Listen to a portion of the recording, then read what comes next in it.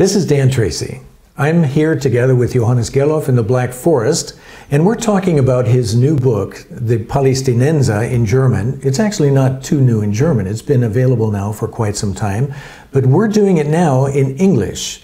And this is probably the most complete work describing the conflict from the standpoint of Israelis as well as Palestinians.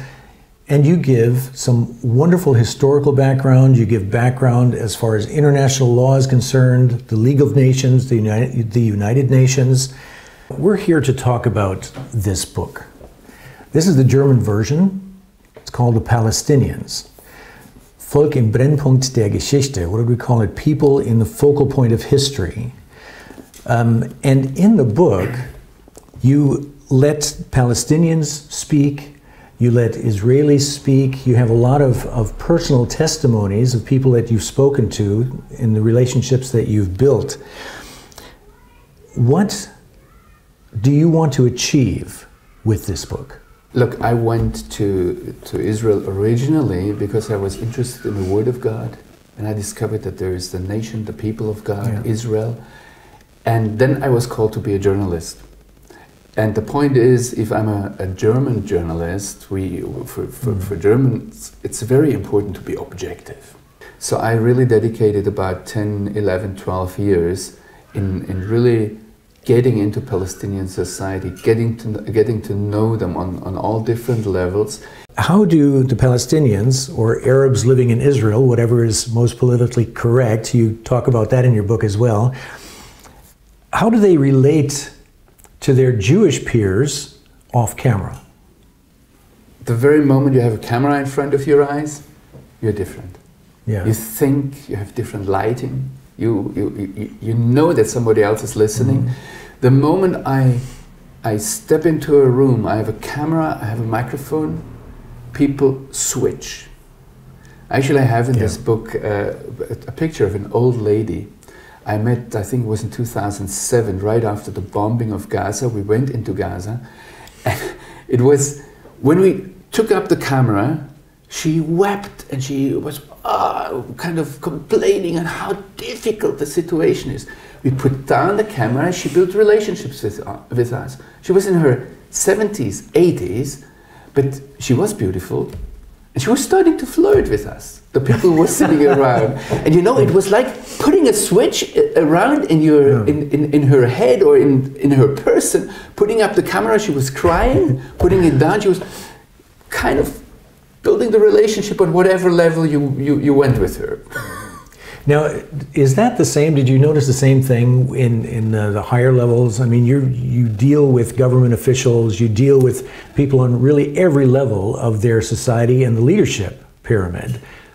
What kind of differences do you notice there? I would say it is on every level. And people are, especially in this Israeli-Palestinian conflict, are very much aware of publicity. I think the most amazing example was when I was talking to Alan Baker. He was part of the negotiating team for Oslo 1 and 2, as far as I remember. And he told me stories of sitting together with all these Palestinian leaders, and they built relationships. They were meeting in hotels to then discuss the real issue. Yeah. And then once he saw Saeb Erekat as spokesman for Arafat on CNN, and he called him up right afterwards and said, "Saeb, you know what you told there was a blatant lie. Why did you say that?" And Saeb at that point just answered him, "Alan, you do your job, I do mine. Just shut up." What we really have here are people speaking out of their hearts. They're not on camera officially. They're talking to you. Are they aware that you're a journalist? Do you think that they're playing the same game with you in the testimonies in this book? I say it in the very beginning of the book, the better I got to know the Palestinians, the more I was aware that I do not understand them. And that is one of the points, one of the problems we have with Middle Eastern societies, that we as Westerners, as Europeans, as Americans, there's a huge understanding, a huge gap of understanding each other. So But I tried. I had the off camera, I had the on camera kind of experiences. And what I also have is that sometimes you have the, how shall I say, the long-term point of view. You know, there's the impression, let's say a house is being destroyed, I'm getting there, and they tell me what they think. I can ask the army normally will not tell me too much about it. Mm-hmm. But the good thing about this book is that I can say what happened half a year later. What I found out half a year later, in the example of the destroyed house, I found out that I was in the very family of the guy who sent all the suicide bombers into Israel. Wow. And the army didn't tell me because they didn't have him at that time. The family only said, look, the brutal Israeli army came in and destroyed our house in the Elida refugee camp here. And only half a year, 3/4 a year later, they shot him accidentally, actually. And then the whole story came out. Wow. But then the house was gone, you know, and the house story was gone. They only, at that time then, they only shot somebody, and well, it was a name and it was a terrorist, so it wasn't that interesting anymore. This is probably one of the most important works that you will ever be able to read about the Palestinian-Israeli conflict.